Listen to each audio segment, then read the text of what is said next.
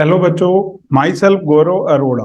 बच्चों मैं आज आपको करा रहा हूँ एमटीपी सेकंड जो आईसीआई ने अक्टूबर में अभी इशू किया और सबसे पहले करा रहा हूँ। बिल्कुल आसान है बच्चों, कमेंट बॉक्स में जरूर बताना वीडियो देखकर।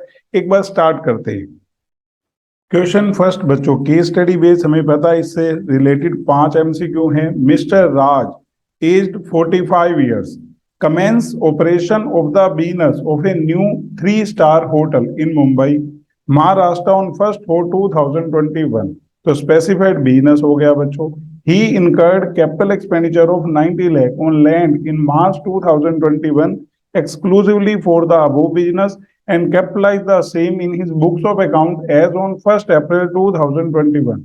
लेकिन बच्चों इससे कोई फर्क नहीं पड़ेगा क्योंकि लैंड के रिगार्डिंग 35 एडी की डिडक्शन मिलती ही नहीं है। Further, during the previous year 21-22, he incurred capital expenditure of 2.5 crore, out of which 1 crore was for acquisition of land, again eligible नहीं है। 1.5 crore was for acquisition of building, exclusively for the above business। The payment in respect of above expenditure were made by account paid check। The profit from the business of running this hotel before claiming deduction under section 35 AD for the assessment year 22-23 is 75 lakh। सबसे पहले बच्चों deduction जो मिलेगी वो सिर्फ building के regarding मिलेगी क्योंकि लैंड की नहीं मिलती। 35 एडी की 1.50 करोड़। अब उसकी इनकम वैसे 75 लाख है, प्रीवियस ईयर 21-22 मतलब असेसमेंट ईयर 22-23, तो लॉस आ जाएगा। स्पेसिफाइड बिजनेस का लॉस सिर्फ स्पेसिफाइड बिजनेस इनकम से ही सेट ऑफ हो सकता है। Mister Raj is not opting for section 115 BS. अब ये बच्चों एक तरह से एक केस स्टडी ओवर होगी। एक और दी है, mister Viraj brother of mister Raj has commence the business of manufacture of April on 1 October 2021, he employed 220 new employees during the previous year 21-22, the detail of whom are as follows। तो ये बच्चों हमें detail दे रखी है, इसमें हमें पता है अगर कोई पर्सन 44 AB के अंडर आता है, नीचे बता रखा है profit and gains derived from manufacture of April that year is 80 lakh and his total turnover 11 crore, मतलब 2 करोड़ से ज्यादा है, 44 AB में आता है। अप्रैल के केस में 150 डेज से ज्यादा हो गए, उसकी जो एम्यूलमेंट्स है वो 25,000 से ज्यादा नहीं है, उसका प्रोविडेंट फंड में कंट्रीब्यूशन जाता है, मतलब वो रेगुलर एम्प्लॉय है, तो मतलब उसको जो भी पेमेंट प्रीवियस ईयर में की होगी उसके 30% के बराबर हमें 80JJAA की डिडक्शन मिलेगी। तो सबसे पहले 40 एम्प्लॉय 1 अक्टूबर 21 को रेगुलर हैं, 24,000 इलिजिबल हैं, और ये बच्चों 6 महीने की इनकी सैलरी हो जाएगी 40 एम्प्लॉय। इसी तरह 80 एम्प्लॉय 1 अक्टूबर को रेगुलर 24,500 अगेन इलिजिबल। 50 एम्प्लॉय 1 नवंबर 21 कैजुअल हैं बच्चों, नहीं हैं इलिजिबल, और वैसे भी जो सैलरी है वो भी 25,000 से ज्यादा है।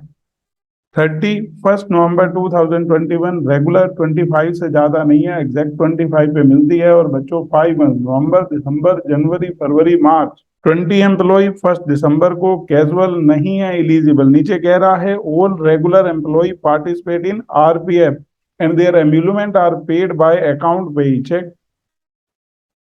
Profit and gains derived from manufacture of April that year is 80 lakh and his total turnover is 11 crore. Based on the fact of the case scenario given above, choose the most appropriate answer to the following questions। तो एक एक करके पढ़ते हैं बच्चों।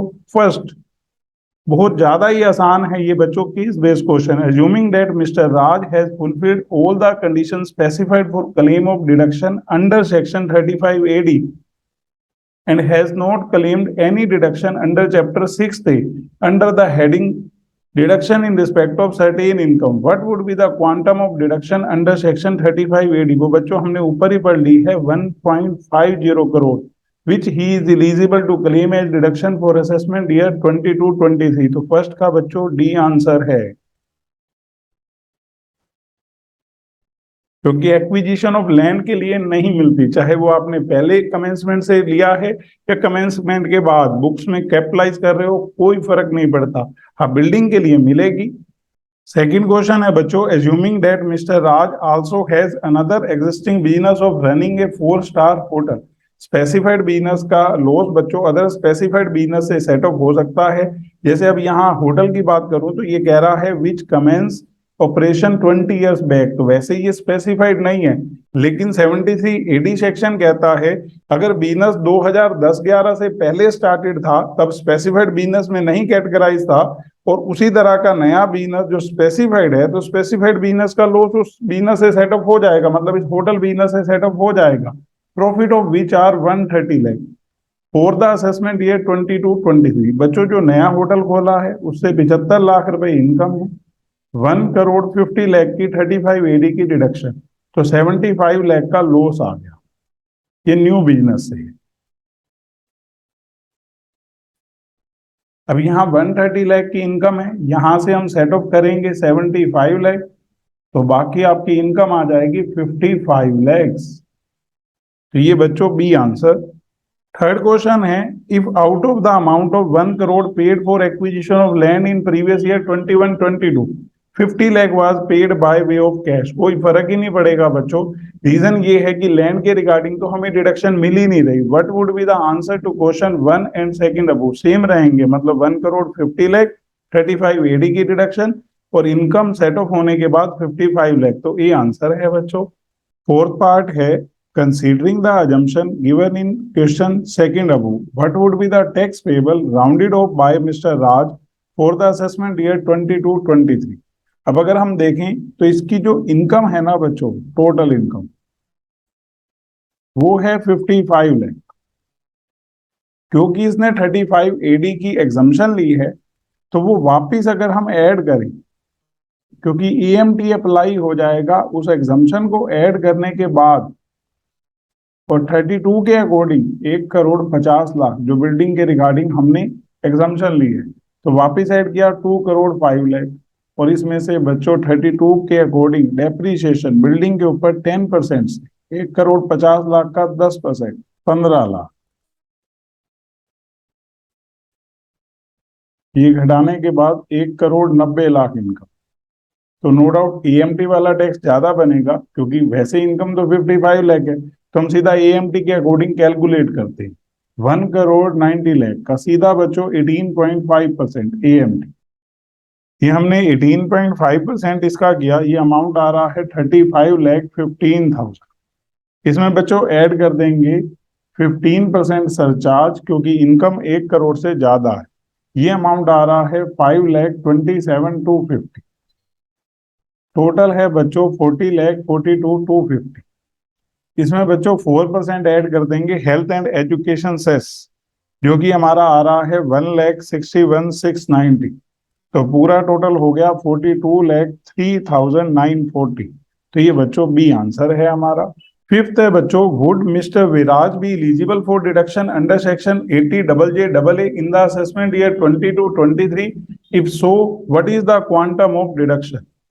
तो सबसे पहली चीज लिख रहा है no he would not be eligible for deduction under section 80JJAA since the employee have not been employed for, बच्चों यहाँ 240 डेज की बात ही नहीं होती, 150 डेज की बात होती है, और वो तीनों जो केसेस हमने पढ़े हैं उनमें 150 डेज से ज्यादा हैं, क्योंकि 5 महीने और 6 महीने। अब जो हमने इनको वेजेस दी हैं इस ईयर में, इसके रिगार्डिंग 30% की हमें डिडक्शन मिल जाएगी 80JJAA। एक बार पहले इनकी वेजेस कैलकुलेट कर लेते हैं। 24,000 जिनको पे कर रहे हैं ऐसे 40 एम्प्लॉयज हैं बच्चों और 6 महीने।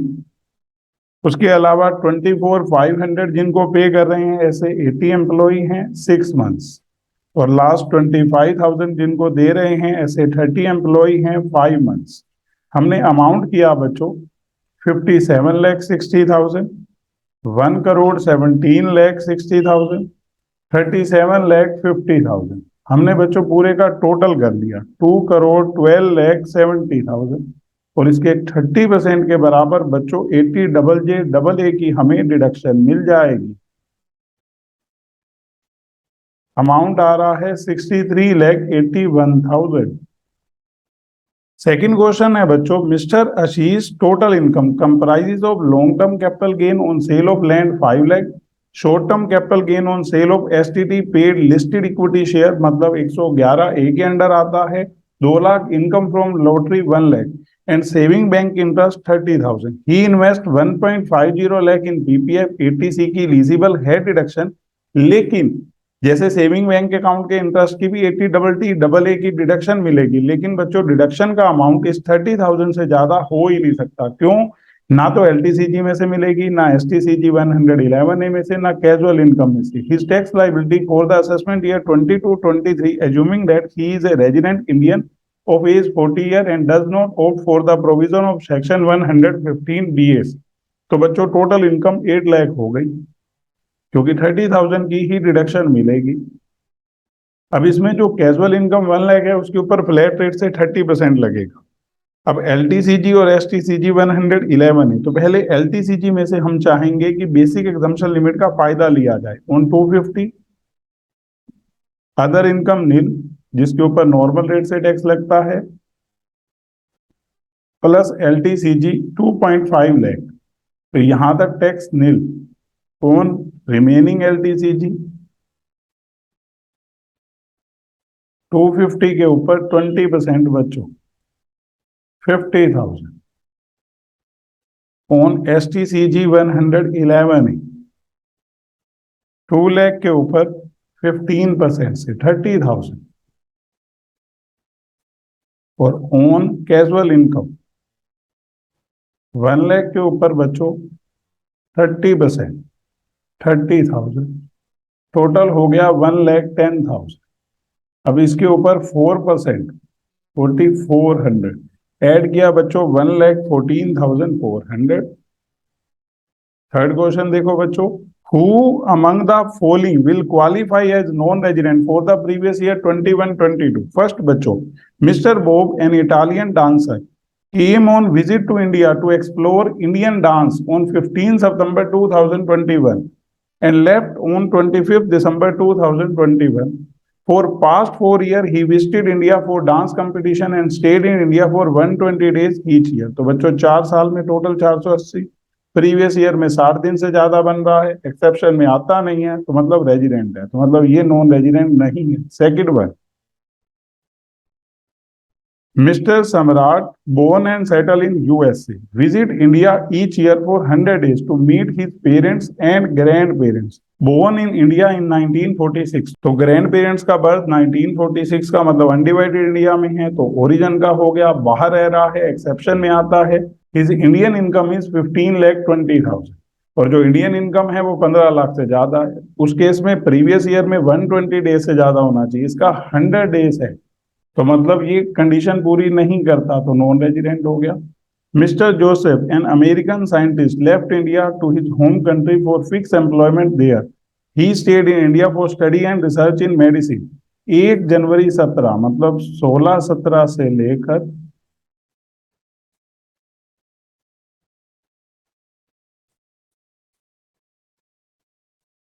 21-22 तक, यहाँ बच्चों मोर देन 60 डेज है, और पहले के ईयर्स में टोटल स्टे 365 दिन से ज्यादा है, और एक्सेप्शन में आता नहीं है, तो अगेन रेजिडेंट। तो सिर्फ और सिर्फ मिस्टर सम्राट बी आंसर है बच्चों। फोर्थ क्वेश्चन बच्चों, mister Harish is an interior decorator declaring profit under section 44 ADA, percentage basis पर अपनी इनकम बता रहा है in the previous year 21-22 and the earlier previous year. तो मतलब कुल मिलाकर इसकी जो टर्नओवर है, क्योंकि ये प्रोफेशनल पर्सन है, ग्रोस रिसीट्स 50 लाख से ज्यादा नहीं है, 44 AB में नहीं आता। Mister Harish has to pay brokerage of 15 lakh to mister Patel a broker to buy residential house. बच्चों ये जो ब्रोकरेज है ये 194H में आती है। एक पर्सन लायबल TDS काटने के लिए तभी होगा जब वो 44 AB में आता हो, तो मतलब ये लायबल नहीं है। Similarly 50 lakh to mister Suresh a contractor for reconstruction of residential house, 194C में भी ये लायबल तब होगा जब ये पर्सन 44 AB में आता है। Are TDS provision attracted in the hands of mister Harish in respect of above transaction? तो आंसर है बच्चों no, TDS provision are not attracted in the hands of Mr. Harish in respect of payment to Mr. Patel and Mr. Suresh because he does not come under section 44 AB. Question 5. Mr. Akash is constructing a residential house property in Patna. for self occupation. He has taken a loan 40 lakh from SBI on 30th March 2021 for this purpose. He pays interest of 2.5 lakh during the previous year 21-22. He repays 1.5 lakh toward principal on 31st March 2022. The construction is completed in May 2022. मतलब construction बच्चों 21-22 में complete नहीं हुई. Stamp duty value of house is 46 lakh. This is only house property for mister Akash. तो किसी तरह की कोई डिडक्शन नहीं मिलेगी, ना 24B के अंडर, ना 80C के अंडर, ना ही 80EE के अंडर. तो यहाँ है mister Akash is entitle for deduction 2 lakh. नहीं बच्चों, mister Akash is entitle for deduction of 2 lakh under section 24. नहीं, mister Akash is neither entitle for deduction under section 24 nor under section 80C. He is however entitle, यहाँ के लिए भी एलिजिबल नहीं है क्योंकि इसमें एडिशनल इंटरेस्ट की मिलती है. पहले वो डिडक्शन तो मिले.